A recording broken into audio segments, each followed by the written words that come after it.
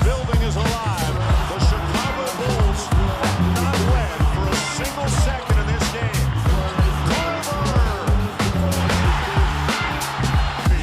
Derrick Rose with a couple of baskets, and then with all the attention on him, he finds Corver for the three.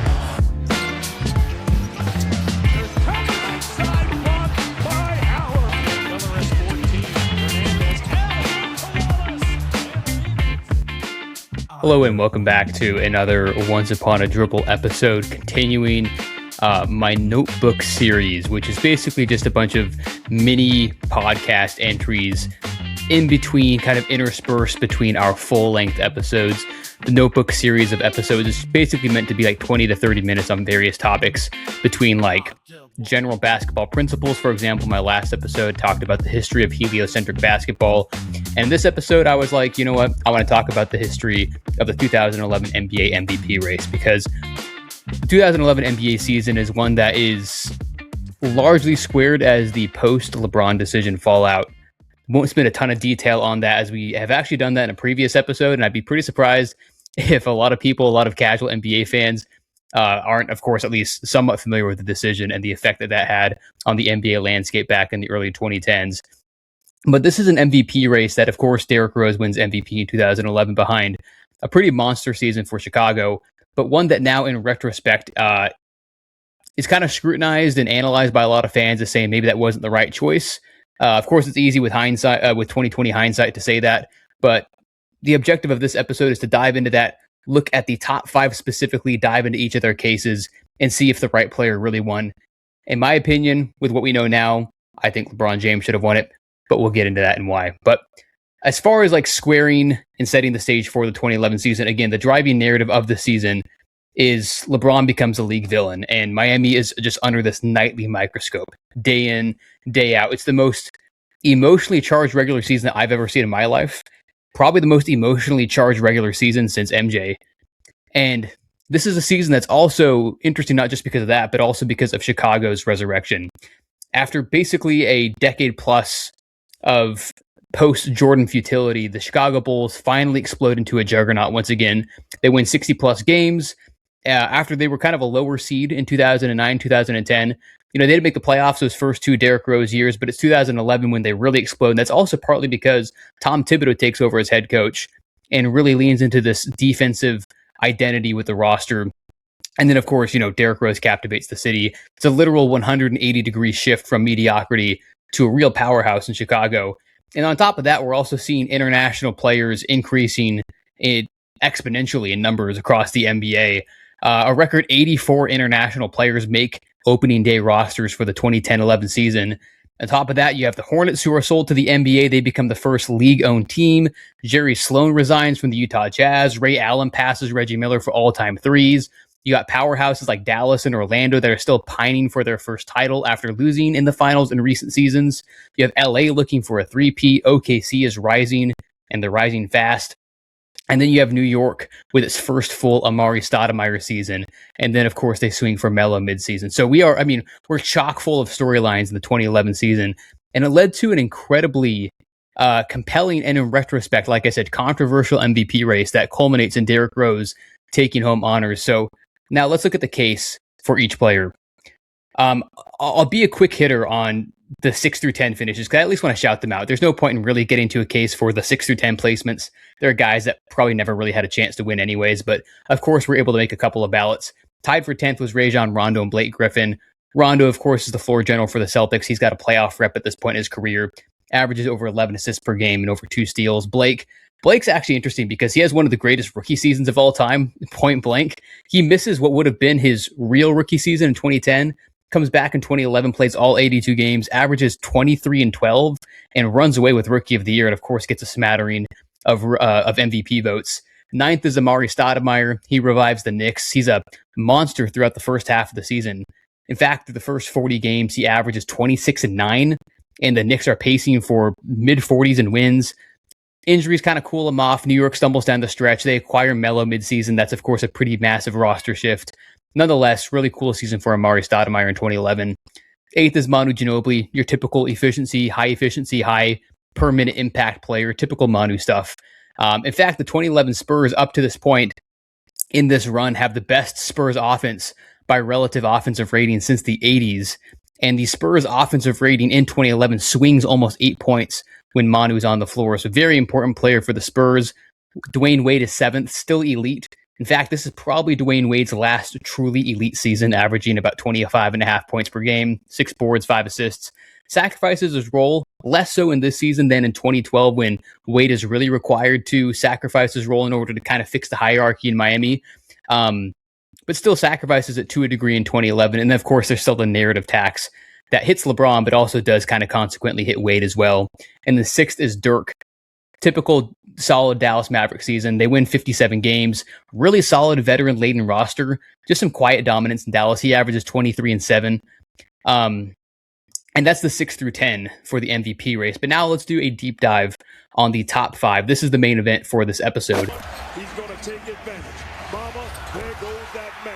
Durant closing out in big-time fashion. 5th in the MVP race in 2011 is Kevin Durant.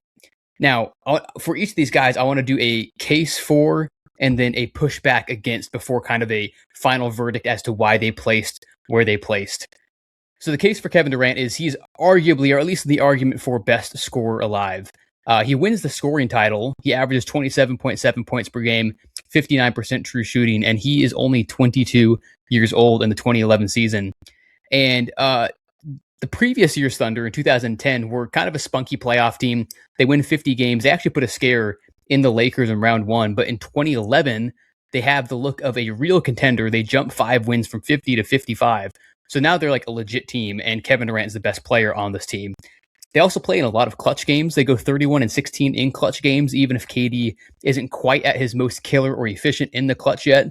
Still their go-to guy down the stretch. Now, the pushback against KD for MVP is that not the best player in the league yet. That's still a couple years away. LeBron is still clearly better all around. And then you have Russell Westbrook, who also consequently pops this season as an all-NBA guy. So, KD's not exactly carrying scrubs. I'm just saying what the general narrative would have been at this time. It's like, KD still has Russell Westbrook. Westbrook's going to kind of gouge some of KD's votes a little bit. Other big part is the Thunder weren't a top seed historically, at least up until the last few years in the NBA. The MVP generally came from one of the top 2 seeds in either conference. The Thunder were the 4th seed in the West. Yes, they still won 55 games. Yes, the West was hyper competitive, but people still see that. They take that into account. And then the other big thing is that the advanced metrics didn't exactly scream best in the league. So while it is a fantastic season for Kevin Durant, it does feel more like a he's coming MVP candidacy than a true snub from winning MVP. At the top of the telecast, 1 and done. Kobe, triple, yes. 4th is Kobe Bryant. Now, the case for Kobe is that the Lakers win 57 games in, again, what is a brutal Western Conference, and he's doing this coming off of 3 straight finals trips, and they get the 2 seed. He's still elite, 25, 5 and 5 are his averages. His defensive reputation is still strong, even if, in my opinion, the tape doesn't really back that up anymore at this point in his career. Still a positive on that end. But really, narrative and legacy really hold Kobe up here. He's trying to three-peat as the post-Shaq dynasty leader, and ultimately, he's the best player on a contender on a top 2 seed, so you have to take him into account. The pushback against Kobe in 2011 is the efficiency does dip. This is the 2nd straight year under 55% true shooting, whereas in previous seasons, he was closer to 56, 57, 58%. And same thing with KD, advanced metrics well behind some of the other candidates. And the other part with this is that Pau Gasol now is all NBA level for the Lakers and hugely impactful for them in the regular season. And you know what? I'll say this, for a lot of the year, it felt like they were coasting, the Lakers, that is. They aren't dominant like in previous years. The age was really starting to show for these players. The mileage from all these finals runs was starting to show. And to be frank, there's just no statistical argument that Kobe was the best player that year. So the verdict for me with Kobe is that this feels more reputation-driven than actually performance-driven. Again, still an elite season, still a top 4 MVP finish. But as far as actually winning it, not quite there. Double teams right away. James. Number 3 is LeBron James, who, again, finishes 3rd in the MVP race. And the case for him is pretty simple. He's the best all-around player in basketball. In my opinion, it's not close. He's coming off of back-to-back MVPs. His traditional averages read 27, 8, and 7 on elite efficiency, 59% true shooting. He's an elite defender, all defense level at this point in his career, the year in and year out. He's got the best advanced metrics in the league as well, from VORP, win shares, BPM, regular RAPM, Darko. And the Heat win 58 games, and they are second in the Eastern Conference. So top 2 seed. He's kind of checking the mark of all the traditional criteria for an NBA. So basically, he's the best player on one of the best teams. He's their defensive anchor. He's their offensive engine. Now, the kind of pushback or retro argument against him is that there's the decision backlash, right? This is the 2011 reality. There's a lot of voter fatigue. As I mentioned, he had won 2 straight MVPs already. In the eyes of many, he goes and joins a super team with Wade and Bosch, so he is taxed for that as well. And of course, as we all know, there's the narrative that he needed help in order to get over the hump. And then on the other side of things, this is kind of more on the Derrick Rose side of things.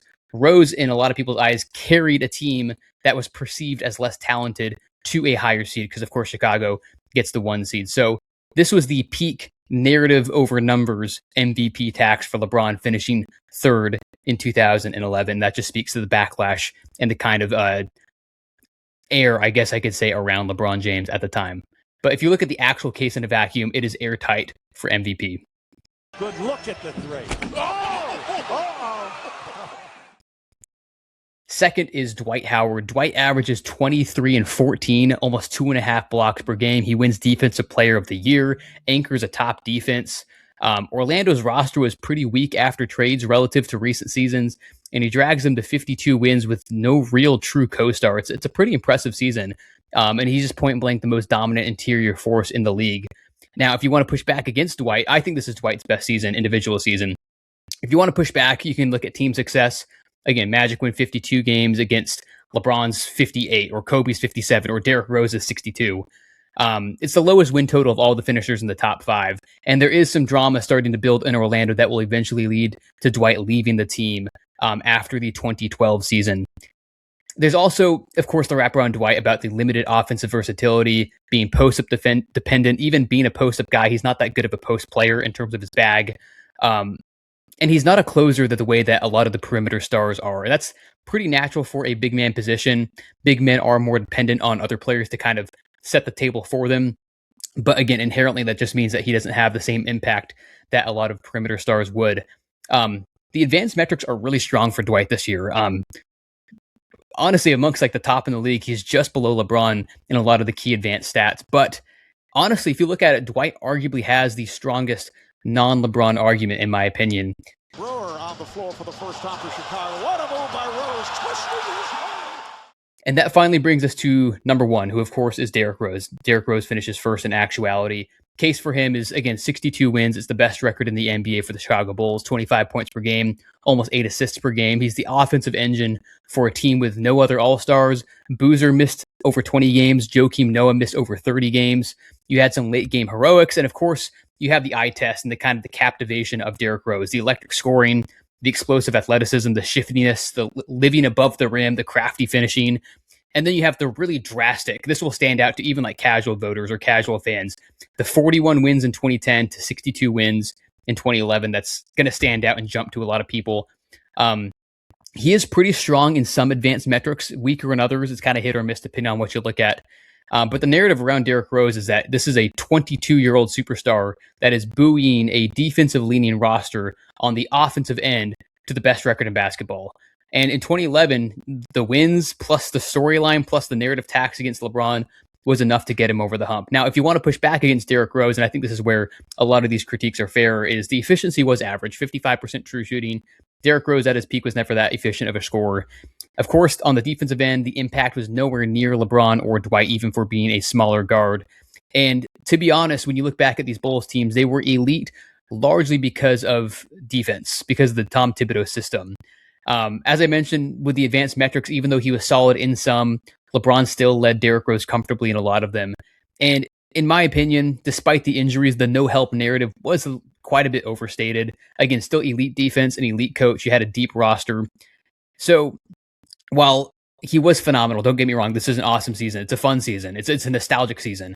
Some people feel bad even critiquing the season because of what happened to him afterwards with all the injuries and the way his career shaped out.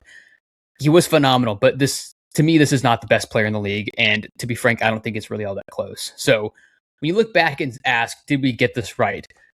2011 exposed that we as fans and of course the voters never really agreed on what MVP means. You can frame it like, is it the best player? Is it the best player on the best team? Is it the best statistical season? Is it the biggest carry job? Is it the most compelling story? And to be honest, what happened again is in retrospect, voter fatigue and backlash probably cost LeBron his third straight MVP. History says that Derrick Rose won it. The film and the numbers say that LeBron, however, was still pretty clearly the best player in the world. So, in my opinion, if we did a 2026 revote, I would say LeBron should have won it in retrospect. Obviously, was he going to win 5 straight MVPs? That's unlikely. Him losing 2011 and then redeeming himself in 2012 and 2013 is part of his overall legend and narrative. But if I'm just looking at 2011 in a vacuum, LeBron first, I got Dwight second. I'll give Derrick Rose third. I think to a degree, narrative does matter a little bit. You want to think back. It's like when you think back to a certain season, what comes to your mind first? I mean, and to be frank, when you think back on the 2011 season, one of the first thing that pops out is Chicago's resurrection. So that does matter. I think you could either go Rose or KD for third and fourth, and then I got Kobe fifth. Now, when you go back to 2011, again, you can feel it. The decision, the backlash, the super teams, Chicago rising, a 22-year-old point guard exploding into superstardom.